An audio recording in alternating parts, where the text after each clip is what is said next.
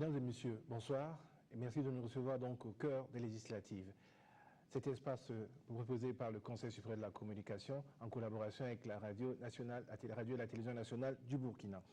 Pour cette émission, nous avons donc des partis politiques qui, au cœur de ces législatives-là, viennent nous parler de leur engagement en tant que députés futurs. C'est eux qui vont faire la loi, c'est eux qui vont consentir l'impôt et c'est eux qui vont contrôler l'action du gouvernement. Et pour mener cette émission durant ces 60 minutes, avec moi, Soumaïla Ouedraogo de la Radio nationale du Burkina. Soumaïla, bonsoir. Bonsoir Rémi, et puis madame, monsieur, bonsoir et bienvenue à tous pour animer le débat sur ce plateau. Nous avons monsieur Boubacar Bouda, il est premier suppléant sur la liste nationale du CDP, Congrès pour la démocratie et le progrès. À côté de monsieur Bouda, vous avez monsieur Aruna Lalogo de l'UDS, l'Union pour le développement du San Matenga, c'est un regroupement d'indépendants. Monsieur Lalogo, vous êtes premier sur la liste provinciale du San Matenga. À ma droite, vous avez monsieur Diakaria Bayo. Diakaria Bayo est de Binidio. Binidio qui veut dire démocratie en langue nationale sénoufo. C'est un regroupement d'indépendants. Vous êtes deuxième titulaire sur la liste provinciale du Kénédougou. Et à vos côtés, il y a monsieur Alphonse-Marie Ouedraogo. Alphonse-Marie Ouedraogo qui est de l'UREFA, l'Union des révolutionnaires pour le Burkina Faso, également candidat. Comme vous le constatez sur ce plateau, il y a également des absents. Et les absents, ce sont le RDR, il y a le MAP, il y a également le RIPIT, il y a l'UFP. Voilà donc pour ce qui est la présentation de nos partenaires pour cette émission-là. 4 partis politiques, formations politiques au pouvoir d'indépendants présents sur ce plateau. Alors je vais commencer directement par une question qui est liée à l'actualité, en la posant à M.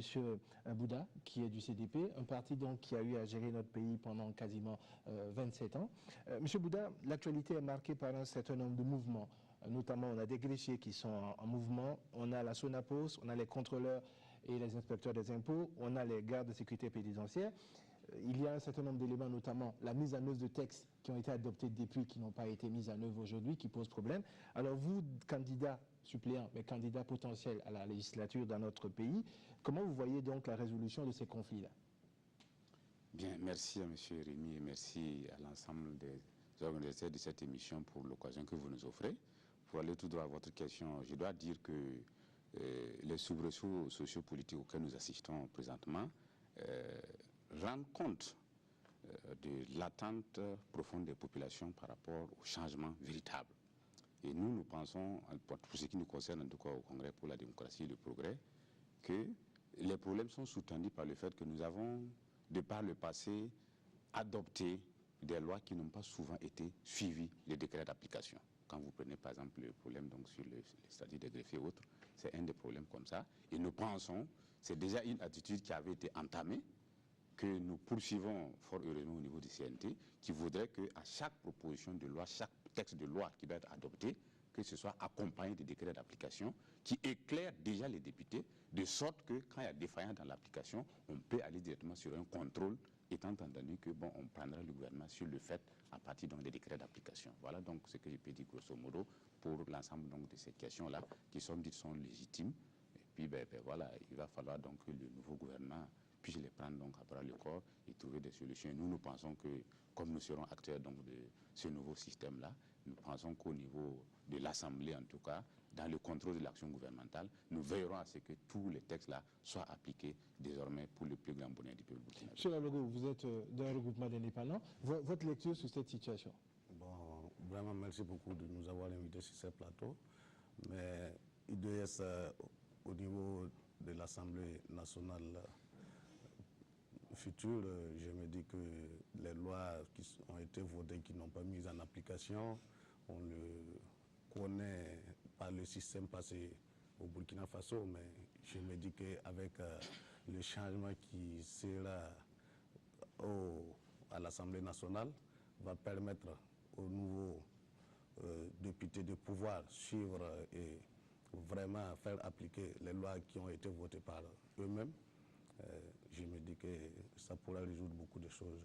Ok, c'est vrai que le mot changement, c'est un mot que l'on entend depuis le début de l'ouverture officielle des campagnes électorales.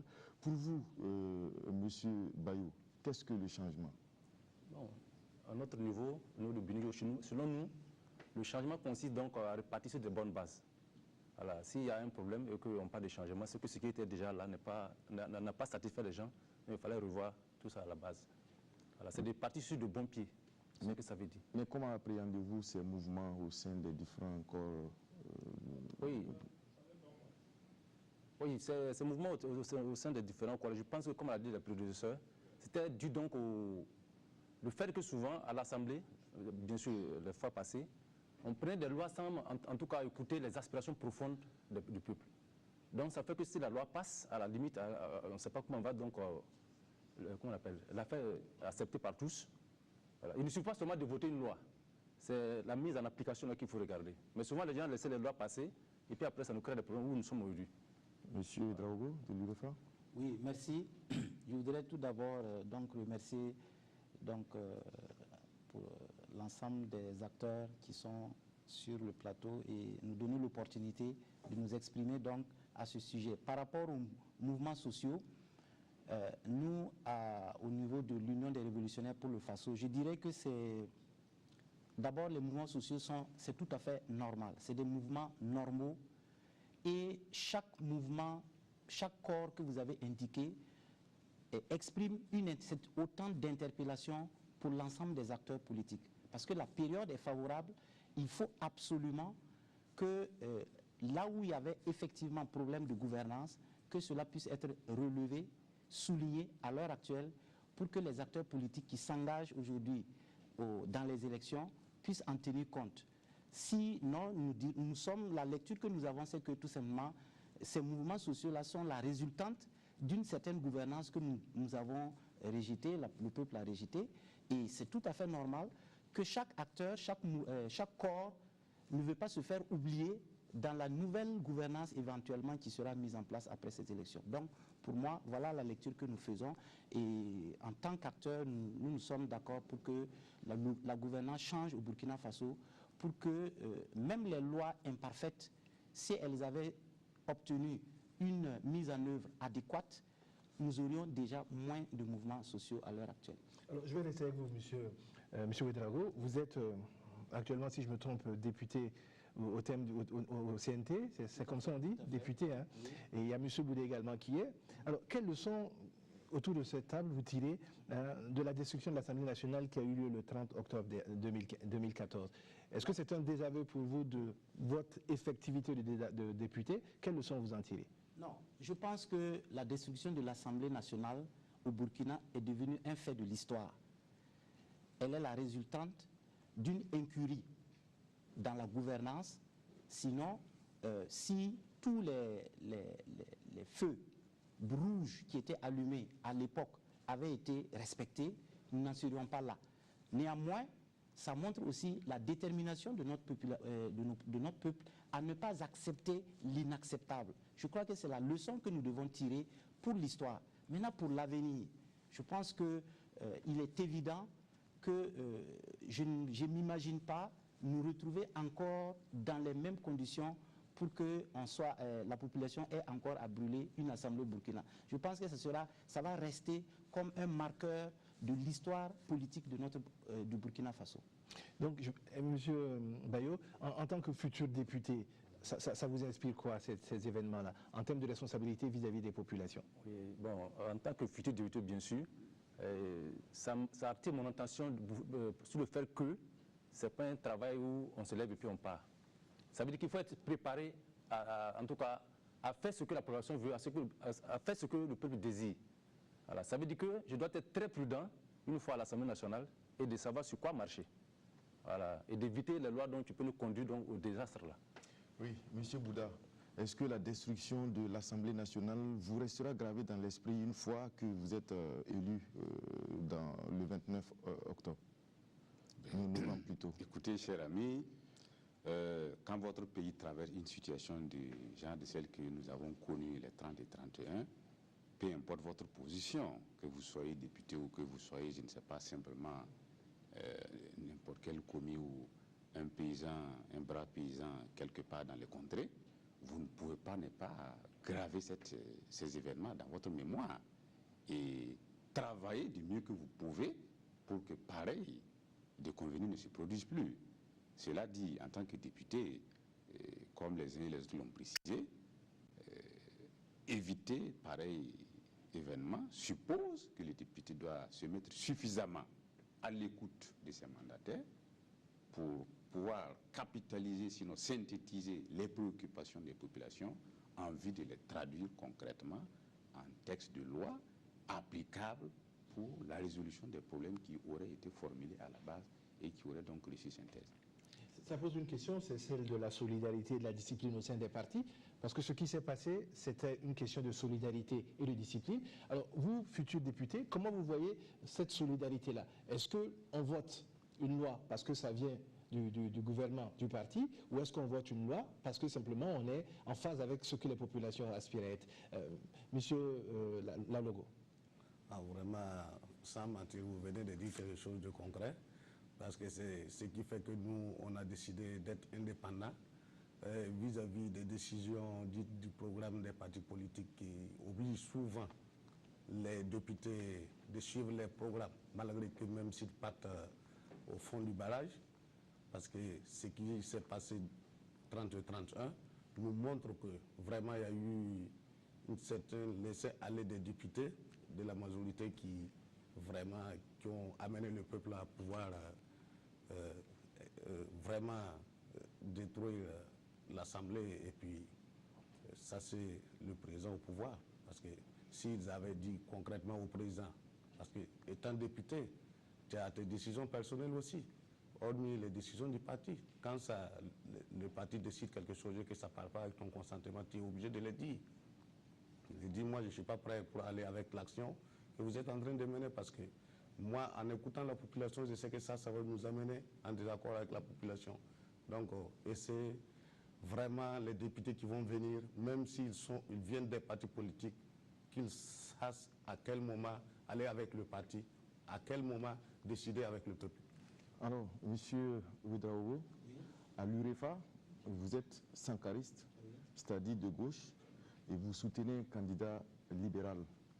Peut-on parler d'alliance contre nature? Bon, je devrais d'abord faire une mise au point. L'UREFA ne soutient aucun candidat. Telle est la position officielle de l'UREFA. Nous avons choisi, justement, au regard du contexte politique et surtout du contexte précis de l'UREFA, de nous concentrer sur les élections législatives au premier tour. C'est donc nous peut-être qui n'avons pas bien suivi ce qui s'est passé, mais on a l'impression que soit des partis membres de la formation soutiennent des candidats, ce qui est quand même assez paradoxal. Je vais vous expliquer. Okay. La nature de l'union que nous avons créée n'a pas précisé, de ce point de vue-là, il y a quand même une certaine autonomie des partis qui composent l'union.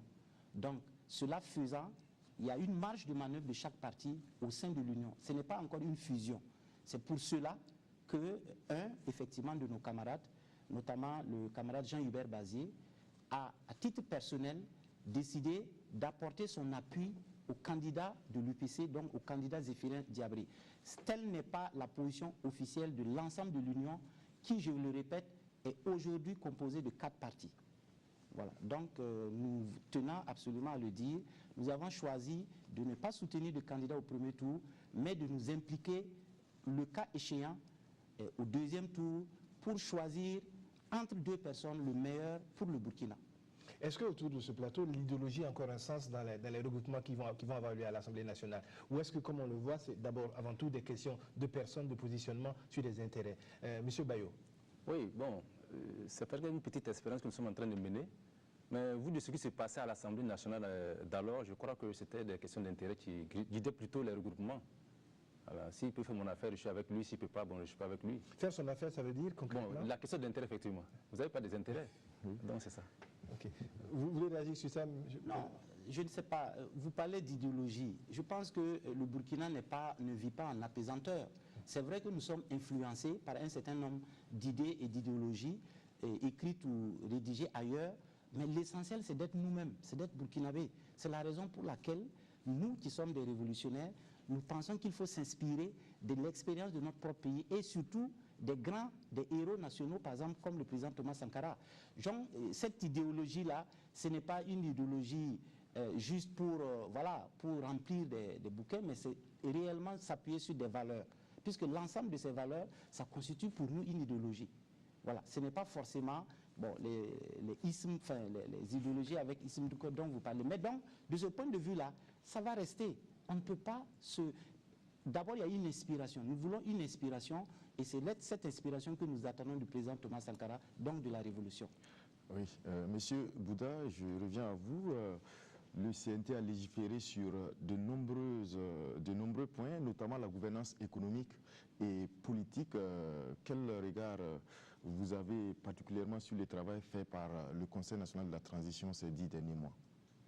Ben, je dois déjà reconnaître que pour un travail en 10 mois, le CNT a réussi l'exploit de pouvoir faire plus que d'autres législatures en temps normal n'auraient pu faire. La législature où votre parti était majoritaire, M. Bouddha.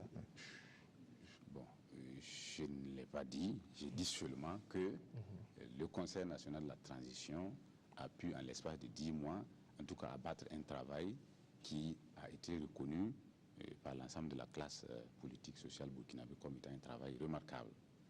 Et maintenant, à l'intérieur, vous verrez que si on a pu arriver à ces résultats-là, c'est dû au fait que l'ensemble des couches ou des composants qui composent le Conseil national de la transition, ces composants ont travaillé dans un esprit qui intègre les préoccupations issues donc de l'insurrection, sans véritablement trop de parti pris, quand bien même ce n'est jamais absent hein, dans un parlement, le parti pris n'est jamais trop absent, mais je dois dire que pour ce qui concerne en tout cas le CNT, voilà. Alors, oui, vas-y. Oui, il y a des analystes aussi qui estiment que c'est trop, que les lois que le CNT a votées en l'espace de 10 mois, là, c'est trop. C'est comment vous, en tant que membre du CNT, comment vous réagissez à cela? Oui, mais étant moi-même acteur, vous conviendrez que c'est assez difficile de dire que ce que j'ai fait est trop. Mais je dois avouer également que par moment, quand on fait l'analyse, on se rend effectivement compte que nous avons travaillé au pas de charge, à telle enseigne que, bon, les analystes peuvent objectivement et en toute légitimité s'interroger sur le temps que nous avons eu de mener des recherches pour approfondir certains textes, par exemple. Et j'ai eu l'occasion personnellement de le dire, il y a eu suffisamment d'attentes, il y a eu suffisamment de promesses, à telle enseigne qu'on était obligé d'accélérer pour pouvoir adopter certains textes. Et dans cette accélération, il est tout à fait évident qu'il peut y avoir eu certains aspects qui nous aient échappé. Alors, monsieur Lalogo, sur ces textes-là, est-ce qu'il y a des choses que vous allez revoir? Dans quelle direction, en tant que député, vous voulez voir notre nouveau Parlement se mettre en branle? Bon, vraiment, sur les textes du CNT, bon, ils ont travaillé vraiment, beaucoup de lois ont été votées, mais beaucoup restent à réviser et puis beaucoup restent vraiment, au moins, à annuler comme le président de la commission électorale nous a demandé à la validation des candidatures par rapport à la loi votée pour les changements des candidats, même jusqu'à la veille des élections.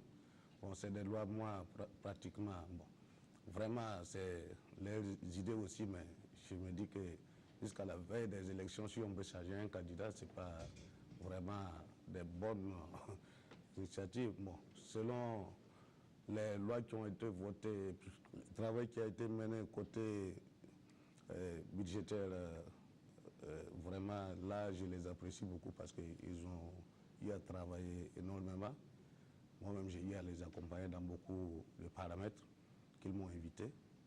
Donc, je me dis déjà que avec les nouveaux députés vont les voir là où ça va pas, et puis essayer de continuer avec. Ok. Monsieur Bayo de Benidjo, sur ces questions-là, on a l'impression qu'il y a eu une production de lois assez importante. C'est le travail du député. Votre regroupement de partis, dans quel axe il veut aller au niveau de l'Assemblée sur ces lois-là? Les revoir, les approfondir, comment vous comptez les mettre en valeur? Oui, effectivement, c'est une très bonne question. Parce qu'à notre niveau, dès que nous allons prendre connaissance de ces lois-là, il suffira de voir, parmi ces lois-là, lesquelles répondent effectivement aux attentes du peuple. Voilà. Pour que, à les appliquer, on n'aura pas de problème après, quoi. Prendre connaissance, vous ne les connaissez pas aujourd'hui? On ne connaît pas, puis il y a assez de lois. J'ai trouvé que c'est un peu, en tout cas, excusez-moi le terme, hein, c'est un peu beaucoup trop pour 10 mois de transition, bon, c'est un peu trop. J'ai eu l'impression qu'on s'est donc accaparé d'une situation et on a voté toutes les lois possibles. Et peut-être que c'est à la législature future, là, qui va s'asseoir peut-être d'ici les lois, et puis prendre en compte, comme je le dis tantôt, prendre en compte effectivement les attentes du peuple.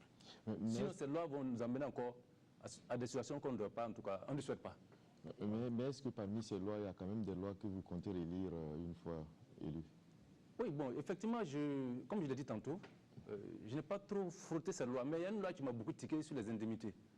Voilà, j'ai l'impression qu'on a voulu des lois à l'Assemblée par rapport à certains corps avec des indemnités, en tout cas, excusez-moi le terme, faramineuses. Bon, je me dis, bon... Il y a deux grandes lois à ce niveau-là, c'est la question de l'armée, c'est la question des magistrats, laquelle pose problème. Peut-être que vous avez dit ce que je voulais dire. Donc c'est pour dire que, bon, ce type de loi-là... Je n'ai pas dit ce que vous avez dit, j'ai posé une question. C'est laquelle? C'est l'armée ou c'est les magistrats? En tout cas, c'est ces lois-là. Ok. Puisque selon moi, quand les gens sortaient le 30 et 31, excusez-moi le terme, octobre passé, pour la chute donc, du régime passé, c'était pour des questions précises. Voilà, c'était peut-être la fin, c'était la question de la santé, de l'éducation. Donc, il fallait s'en prendre d'abord à ce type de problème-là. Comme ça, on peut éviter des problèmes à venir. Mais je me suis dit, en tout cas, ça c'est un raisonnement personnel, quand la population est sortie, le peuple est sorti, c'était pas pourquoi en tout cas on revoit les salaires des militaires à la hausse, ou des MBD partis par là à la hausse.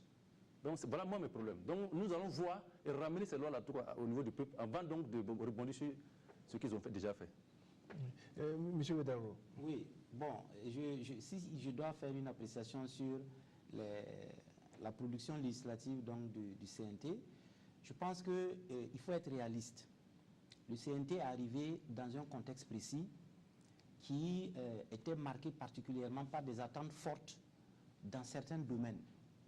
Et ce que le CNT est venu trouver, c'est-à-dire la situation que le CNT est venu trouver, nécessitait pour que véritablement les sillons soient tracés, puisque l'essentiel du travail, tel que le président du FASO l'a dit, c'est de tracer des sillons pour les législatives futures, pour que le pays revienne sur une vie constitutionnelle normale. Donc, le travail a été fait, comme M. Bouda l'a dit, au pas de charge, mais c'est exactement dans le contexte, c'est véritablement pour accompagner la transition, parce qu'il y a des choses qu'il fallait faire nécessairement. Maintenant, quant à vouloir revenir sur certains aspects, moi je ne sais pas, on pourra toujours revenir puisque à l'application, il y a toujours la possibilité de faire des amendements à des textes, mais dans le fond, je ne vois absolument pas en quoi il y a nécessité de revenir sur les lois du CNT, parce que ça participe aussi, c'est une capitalisation aussi de l'insurrection.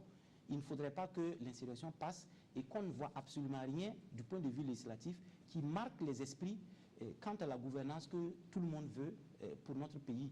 Alors, je vais me permettre de poser une question aux deux indépendants, Benidjo et puis à l'UDS. Comment vous voyez l'articulation aujourd'hui en termes de relations entre l'exécutif et le Parlement? Comment vous voyez ça, vous qui êtes de l'extérieur, qui ne voulez pas rentrer dans les canaux habituels des partis et qui proposez des listes indépendantes justement pour ça? Comment vous voyez cette articulation, M. Bayo? Oui, entre l'exécutif et puis le législatif, hein, vous dites. Oui, oui.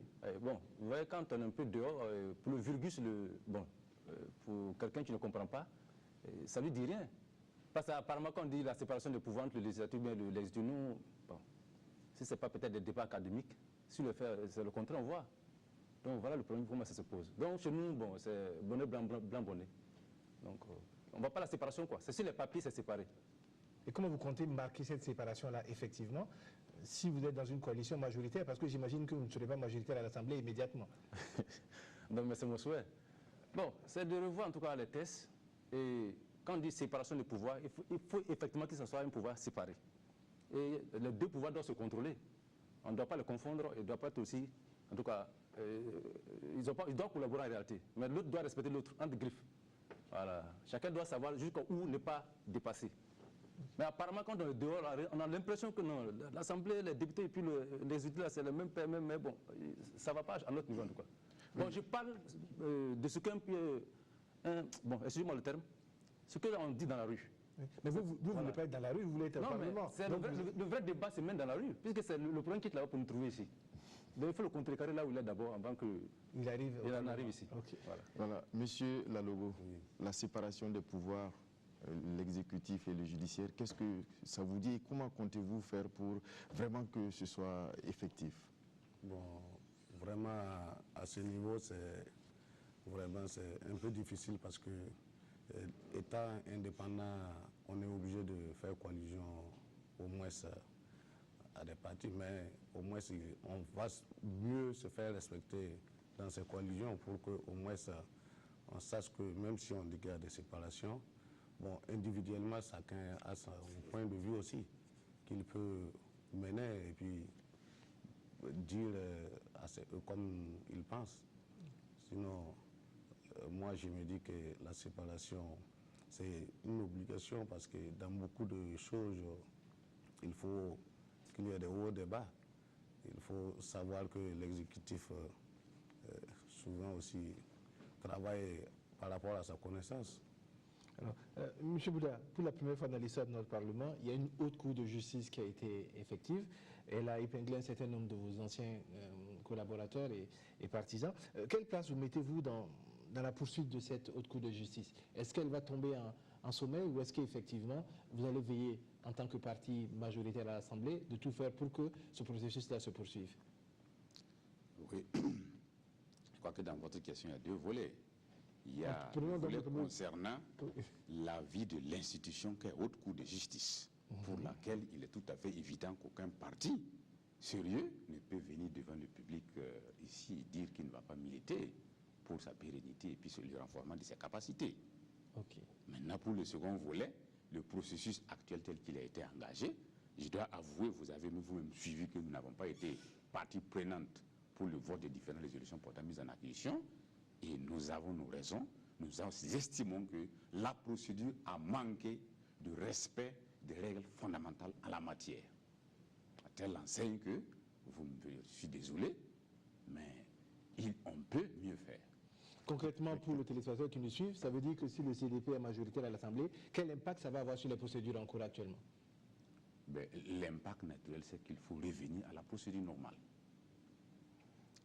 Okay. Oui, Monsieur Ouédraogo. Oui, je pense qu'en ce qui concerne la Haute Cour de justice, bon, il ne vous a pas échappé que depuis, je dirais, les indépendants jusqu'à récemment, jusqu'à la transition, il n'y a jamais eu de poursuite à ce niveau-là.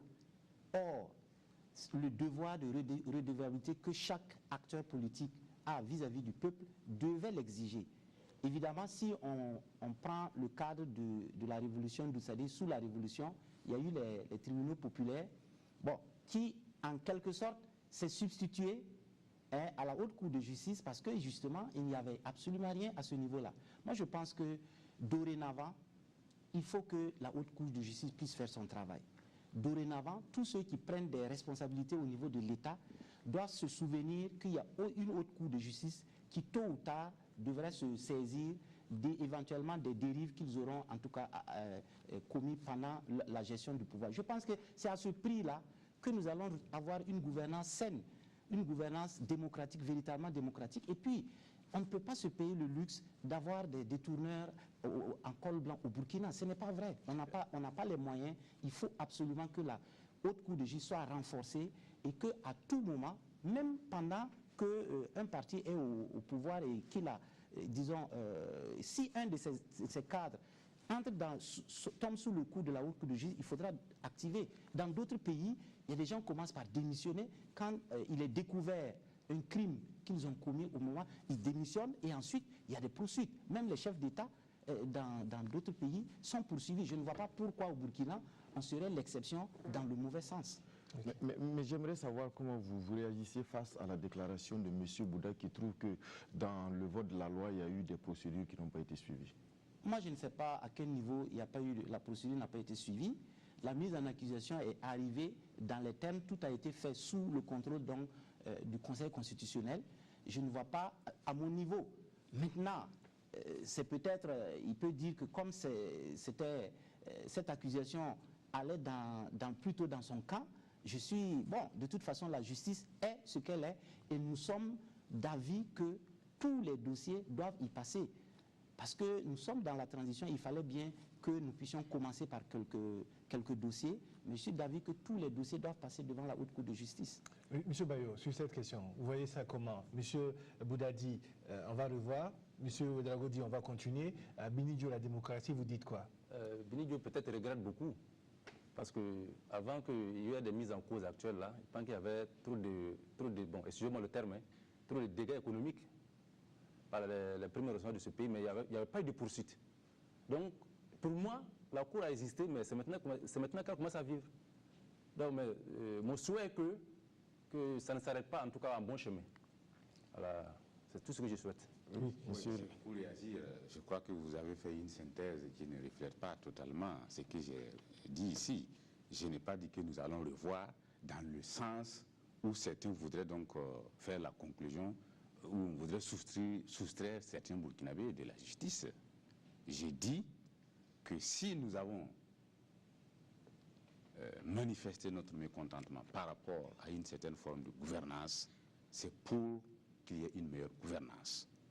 Et je ne comprends pas que pour une meilleure gouvernance, on commence par appliquer une malgouvernance, en l'occurrence en activant une procédure de mise en accusation sans respecter les b.a.-ba. Je prends exemple ici, il a dit qu'il n'est peut-être pas au courant, peut-être qu'il n'a pas bien suivi, mais il est clairement dit à l'article 158 de la Constitution Burkina Faso que pour la mise en accusation du président du Faso, par exemple, il faut 4/5 des membres du Parlement. Ils étaient combien? Vous avez vos archives. Ils étaient combien à voter cette mise en accusation? Si je remonte plus, si le temps nous permettait, on pourrait remonter plus loin pour vous démonter toute la procédure.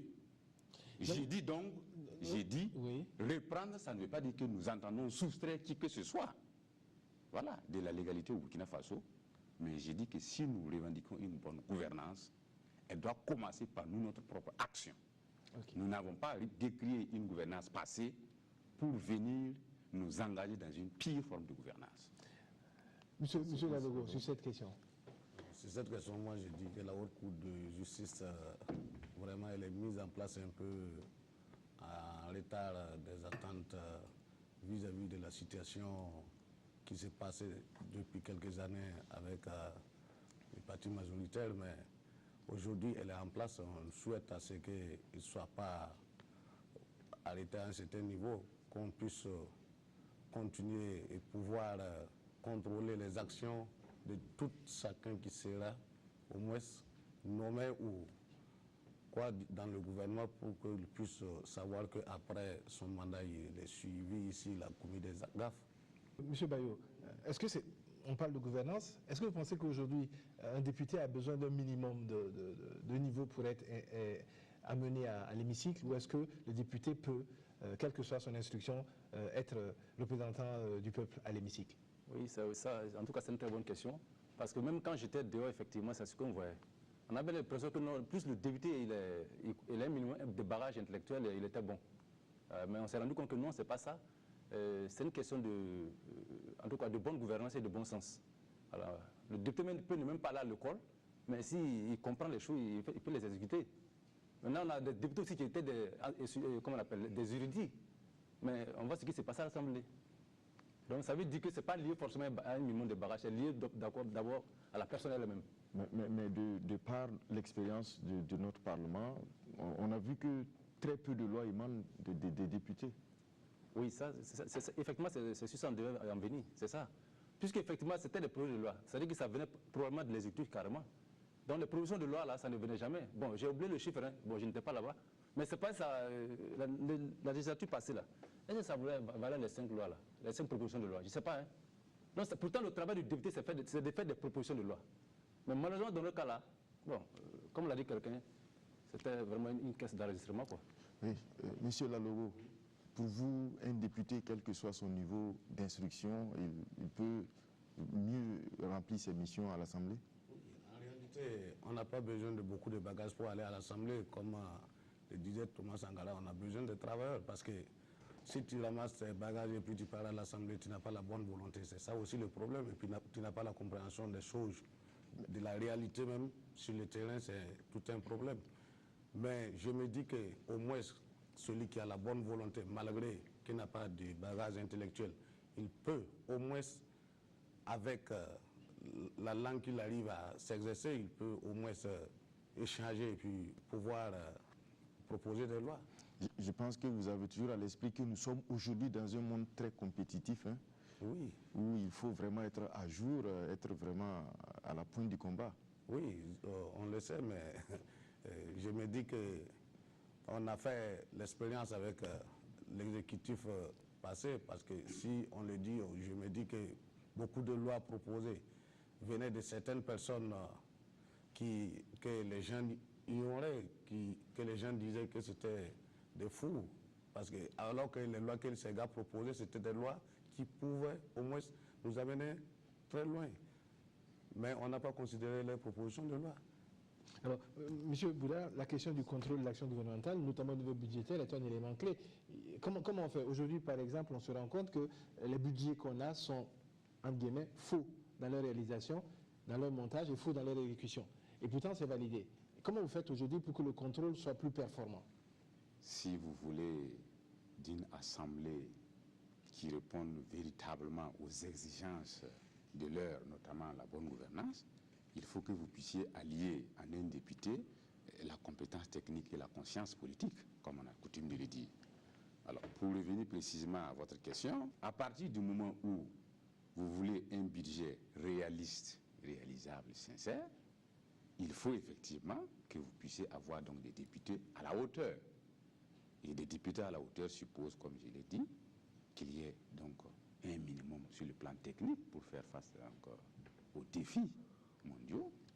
Maintenant, il faut en ce moment allier à cela une conscience politique qui permette qu'avec le minimum, soit dit en passant, qu'on pourrait mobiliser, qu'on puisse donc sereinement et dans une vision équitable partager pour que les fruits de la croissance soient profitables à tous. Maintenant, du point de vue du contrôle, nous avons toujours pensé qu'à partir du moment où il n'y a pas meilleur conducteur de véhicule que quelqu'un qui a raté un tonneau avec un véhicule, hein, c'est pour dire qu'avec l'expérience que nous avons, du fait que nous avons déjà géré, nous pensons que dans le cadre de ce contrôle-là, il y a un certain nombre de mécanismes qu'il faut renforcer, notamment renforcer les pouvoirs du Parlement en termes de contrôle, parce que de par le passé, même quand l'Assemblée fait des contrôles sur le terrain, il n'y a que le sort de ces résultats-là, le sort donc de ces conclusion est laissée à l'appréciation du gouvernement, par exemple.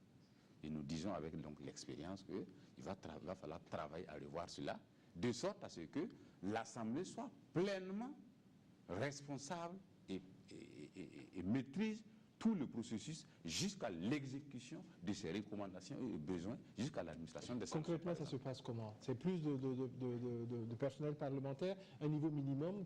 Concrètement, ça veut dire quoi? Il y a de tout. Il y a de tout. Aujourd'hui, moi j'ai dit, j'affirme qu'il faut un niveau minimum, quand bien même on peut avoir, comme M. De Binidio l'a dit, on peut avoir des députés qui n'ont peut-être pas un parchemin, parce que je précise que le parchemin n'est qu'une présomption de compétence, mais enfin, c'est la plume qui fait l'oiseau. Alors, on doit donc avoir des députés qui ont cette compétence technique-là, mais il faut aussi que les députés soient suffisamment accompagnés.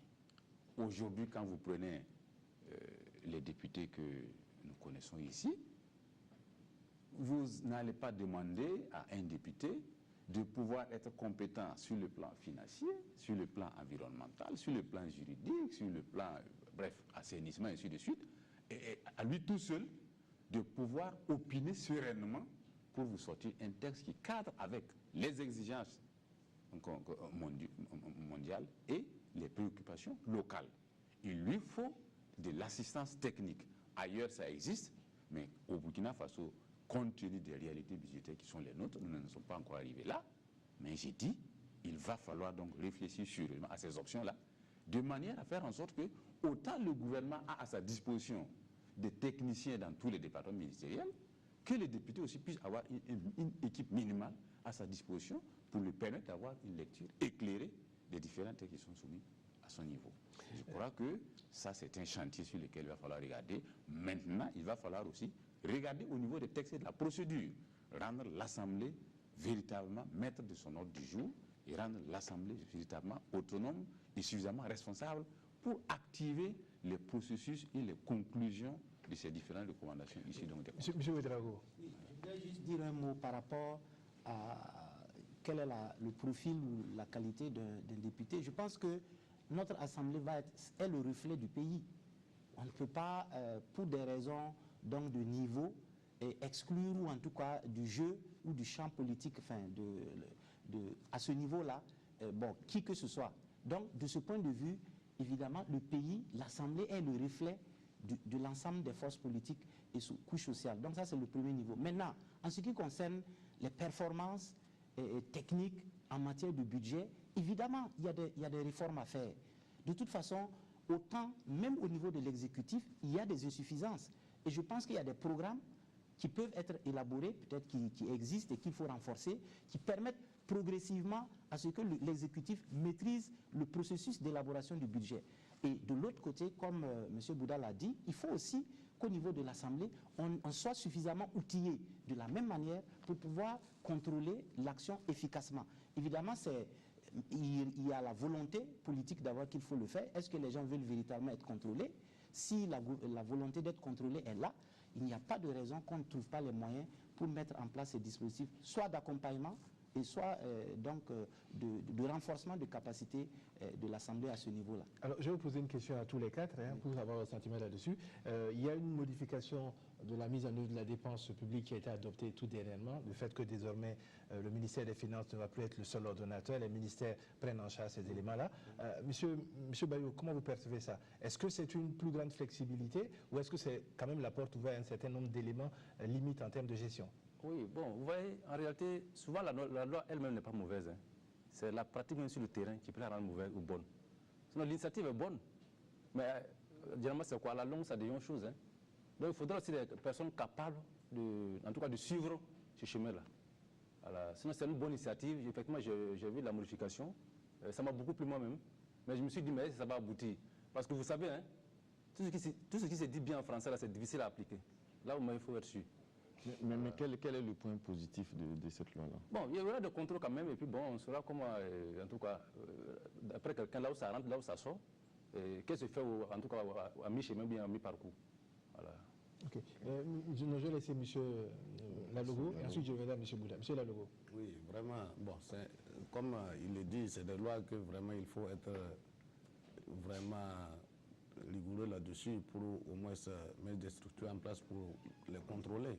Parce qu'elles sont très bonnes, mais l'application, à un certain moment, souvent, lâche et qu'on n'en sait plus là où on arrive. On ne sait plus qui fait quoi, qui doit contrôler, qui doit percevoir. Et puis, par fini, bon, on n'arrive plus à s'en sortir. Beaucoup de bonnes lois ont été prises comme ça, mais ça n'a jamais abouti. Monsieur Bouda, vous voulez réagir sur cette question? Oui, bon, moi je dois dire que il faut que nous partagions tous la conviction que la gouvernance est une quête permanente. Si de par le passé, la dépense publique était centralisée aux mains donc, du ministre des Finances, le tout-puissant de la République, et que ça produit des effets à la limite de lenteur par moment dans l'exécution du budget, il va falloir donc expérimenter une autre procédure. Et bon, nous saluons qu'on ait pu permettre cette décentralisation. Du reste, ça responsabilise chaque ministre quand même dans son département, le tout étant de faire en sorte que, à la fin, il y ait nécessairement, si vous voulez, la réponse à sa gestion. Je veux dire, le principe donc de l'imputabilité. Si vous avez géré, vous devez être en mesure de répondre. Et donc, je souhaiterais effectivement que, à l'issue de cette réforme-là, il puisse être pris des actes qui permettent effectivement que le ministre délégataire puisse, en fin d'exercice, répondre de sa gestion et non pas encore... Il faut que la haute cour fonctionne très bien. Ah oui, il faut bien que la haute cour fonctionne. Non, enfin, j'ai dit, je précise oui. que je n'ai pas entendu ici dire que, et j'ai bien précisé, il n'appartiendra pas à aucun parti responsable de venir s'asseoir devant votre caméra et dire courageusement à l'opinion publique nationale et internationale qu'il va travailler contre l'émancipation de la haute cour de justice. Je ne l'ai pas dit en tout cas. Et je ne voudrais pas que vous fassiez un résumé dans ce sens. Je précise que pour ce qui concerne la procédure particulière concernant les mises en accusation, il y a à gagner davantage dans une meilleure gouvernance. Ok. Voilà. Monsieur Ouedraogo. Voilà. Je pense que la réforme qui a été actée récemment, bon, est la résultante. Il y a un processus de mise en œuvre du budget programme dans l'ensemble des ministères. Donc, à ce titre-là, le cadre légal est déjà là. Je pense qu'on est en train d'avancer dans la meilleure, bon, pour une meilleure gouvernance budgétaire, je présume. Dans tous les cas, je pense que le fait qu'il y ait plusieurs ordonnateurs, c'est-à-dire que chaque ministère soit réellement, l'ordonnateur soit réellement ancré dans le ministère là, est un élément qui permet de mettre en œuvre justement le principe de redevabilité, d'imputabilité.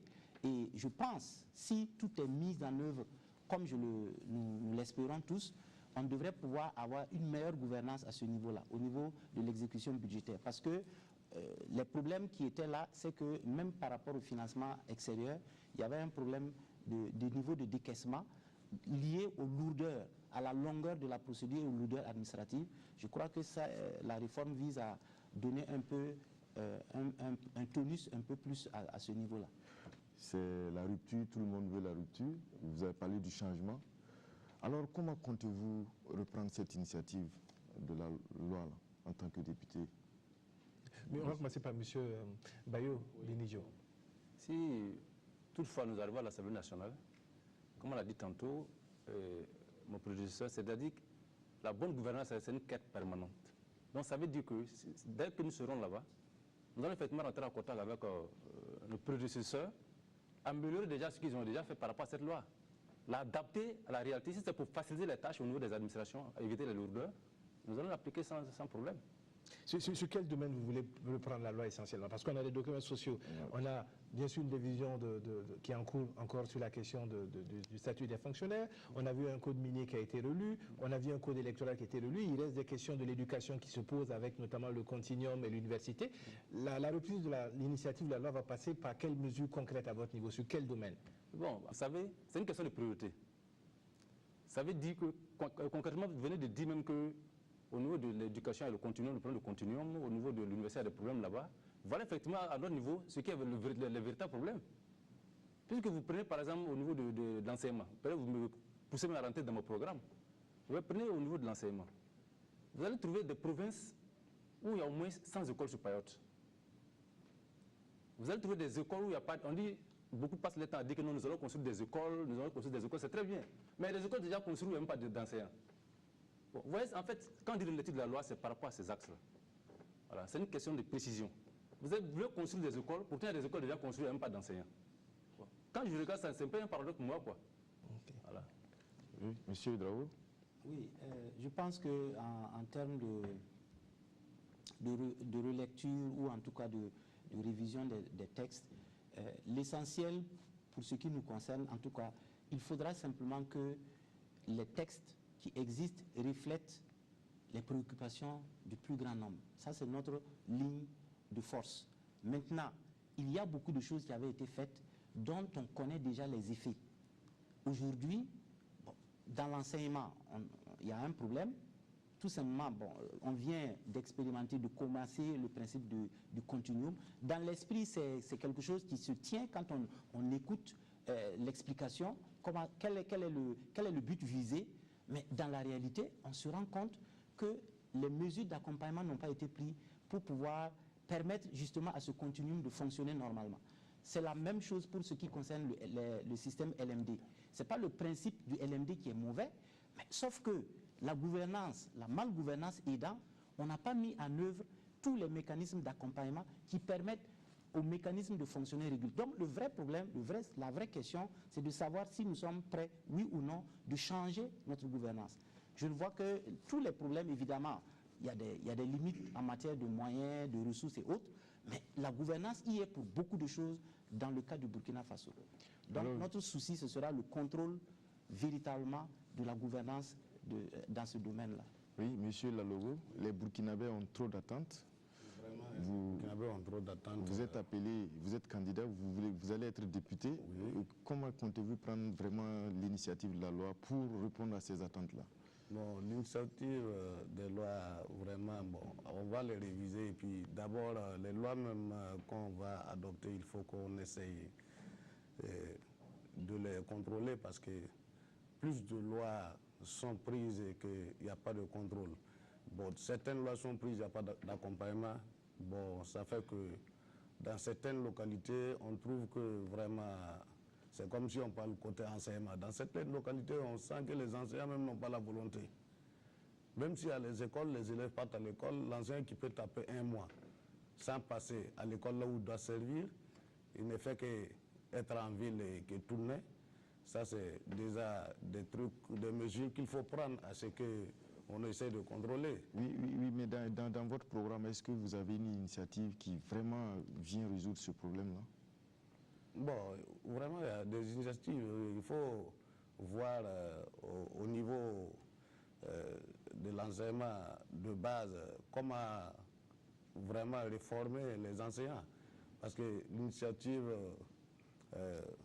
de la formation des enseignants, je ne sais pas comment ils sont formés, mais je me dis que souvent, ils n'ont pas la volonté même de l'activité.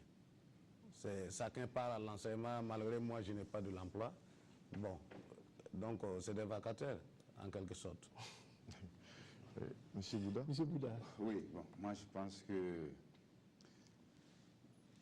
plus stricto sensu dans la fonction législative, il nous faut d'abord chercher à voir par quel mécanisme les députés doivent pouvoir passer pour s'affranchir de ce joug gouvernemental qui fait que c'est aujourd'hui, à la limite, le gouvernement qui est, si je peux ainsi le dire, maître de l'ordre du jour de l'Assemblée. Je crois que le problème fondamental c'est situé à ce niveau. Faire en sorte qu'il y ait plus de possibilités pour les députés de traduire les aspirations du peuple en propositions de loi. Et pour ça, il faut, dans le cadre de la relecture de la Constitution, travailler à alléger le mécanisme pour que les propositions de loi puissent effectivement passer beaucoup plus facilement. Déjà ça, nous avons une idée de contribution à ce niveau. Maintenant que ça sera facilité, les autres politiques sectorielles pourraient maintenant être l'objet de propositions pour aller vers la résolution des problèmes fondamentaux des masses qui, somme toute, sont connus. Il ne s'agit pas, à ce stade-là, de faire seulement des litanies d'intention. Nous allons faire ci, nous allons faire ça, nous allons faire ci, nous allons faire ça. Il s'agit de dire oui, il y a tel problème, il faut le résoudre et comment. C'est le comment qui aujourd'hui fait défaut dans le discours politique des uns et des autres. Oui, M. Bayo. Oui, pour peut-être rebondir dans son sens, vous avez posé la question donc au frère de l'UDS, à savoir M. Lalogo. Oui, M. Lalogo, effectivement. Et à savoir qu'est-ce qu'il envisageait donc pour résoudre ce problème de l'enseignement, surtout au niveau de l'enseignement. Vous savez, c'est une chaîne. Si l'enseignement, si le problème que nous vivons au Burkina Faso aujourd'hui, si au niveau de l'enseignement ça va, on aura des solutions à des problèmes qui sont posés. Vous voyez par exemple, vous me suivez le terme, hein, quand vous prenez les écoles à Ouagadougou ici, vous allez voir une école, excusez-moi le terme, il y a plus d'enseignants même que d'élèves dans la classe. Les gens refusent donc d'aller dans les périphéries, là, dans les bourses. Voilà, j'ai eu la chance de faire une province en profondeur, à savoir le Loroum. Voilà. Vous partez dans une classe, il y a 120 élèves au CP1, avec un seul enseignant. Et avec une indemnité de combien? Mais à supposer que Binidio arrive à l'Assemblée nationale et il s'imposait comme il se doit. C'est très clair, c'est des lois. Justement, il faut arrêter nos Djendjofitini, il faut tout arrêter et puis aller sérieusement sur le but visé. Alors, par exemple, je prends un exemple. On dit par exemple à travers une loi, pour quelqu'un qui enseigne à plus de 150 km de Ouagadougou et à plus de 100 km de Bourg-Guilasso, il a au moins 50 et 100 000 francs sur son salaire. Les gens vont partir en brousse. Mais actuellement, il y a une indemnité. Non, il y a l'argent, mais c'est l'usage. Mais il y a une indemnité spéciale pour ça. C'est combien? Si on vous dit ça, vous n'allez pas prendre? C'est combien? Ah bon, je sais que, en tout cas, c'est une somme modique. C'est pourquoi les enseignants ne parlent pas en bouche, je refuse d'aller. Alors, il y a une école voisine de chez moi là. Si vous arrivez là-bas, c'est grave. Hein? On va faire le tour rapidement. Vous êtes candidat aux législatives, à la législative donc du 29 novembre. Indépendant, regroupement de partis politiques. Monsieur Benidio, on va commencer par vous. Pourquoi moi je vais voter la liste indépendante Benidio? Bon, vraiment, si vous devez voter effectivement cette liste Benidio, parce que je crois que c'était donc pour encore introduire des langues dans notre agriculture, dans notre enseignement, dans notre éducation. Voilà. Vous votez cette liste parce que désormais là, je ne veux plus voir un malade qu'on est en train d'opérer sur un manguier dans un CSPS. On est en train de faire perfusion sur un manguier dans un CSPS. C'est pourquoi il faut voter cette liste. Monsieur Alphonse Marie Ouedraogo. Oui, véritablement, l'UREFA, nous avons mis sur notre logo pour cette campagne-là, voter UREFA et plus rien ne sera comme avant. Nous sommes en phase avec ce mot d'ordre, tout simplement parce que le problème se situe au niveau de la gouvernance. Nous voulons apporter, avec les mêmes moyens, plus de transparence dans la gestion.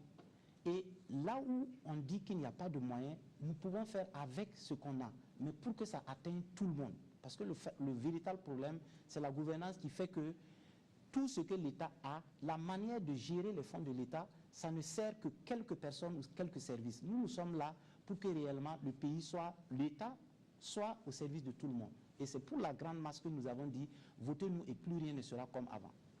Monsieur Boulard.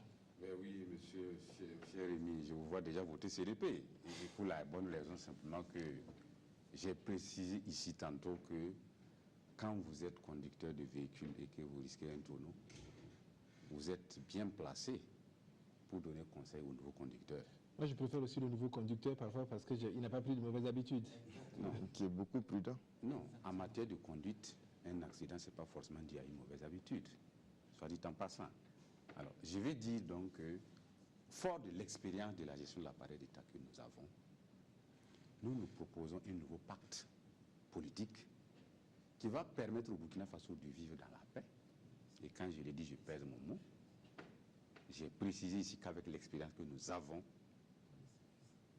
une idée de comment renforcer la paix et la stabilité dans un pays. Nous avons, fort de notre expérience, nous savons quels sont les leviers qu'il faut activer pour une bonne administration de la justice, afin que le pays amorce véritablement son progrès et rayonne, comme nous avons pu le faire par le passé, sur le plan continental et sur le plan international. Nous allons travailler à ce que le Burkina Faso converge vers ce que nous appelons la social-démocratie rénovée. Merci, M. Bouda. Monsieur Lalogo. Oui, l'IDS doit être voté pour être à l'Assemblée parce que l'IDS va travailler à ce qu'au moins l'avenir l'union au sein du San-Mantenga et permettre aux fils et aux filles du San-Mantenga de pouvoir s'asseoir sur la même table et discuter par rapport aux problèmes liés à la province et puis apporter ces lois au niveau de l'Assemblée pour essayer de voir si on ne pourra pas désenclaver déjà le San-Mantenga qui est depuis des années resté là où il était pendant vraiment la révolution, qui n'a plus d'école ni d'infrastructures. Et puis on a eu des aînés qui nous ont devancés à l'Assemblée, mais vraiment qui ont travaillé à désunir vraiment les familles et les villages. Donc c'est un travail énorme que l'IDS va apporter dans le San-Mantenga. Alors, merci. Nous sommes au thème de ce parcours-là. Je voudrais dire donc merci à M. Alphonse Marie Ouedraogo de l'IREFA. Merci également à M. Jakaria Bayo de Benidjo. Merci à M. Boubacar Bouda du CDP. Et merci à M. Lalogo Aruna de l'UDS. Il y a des manquants, vous les avez connus, c'est l'UFP, c'est le RIPIT, c'est le MAP et c'est le RDR dans cette émission du CSC réalisée en collaboration avec la télévision nationale du Burkina et présentée par notre ami Ouedraogo Soumaïla et Rémi Dandinou. Merci et bonne soirée. Message à toute la diaspora burkinabé de par le monde, même si toi tu n'as rien, n'oublie jamais qu'il y a quelqu'un au-dessous de toi, même si tu n'es pas beau. Dis bien toi qu'un jour tu seras le plus beau. Tout le monde n'a qu'à se lever. Oh Jessica, son balangay, tu veux que je mange.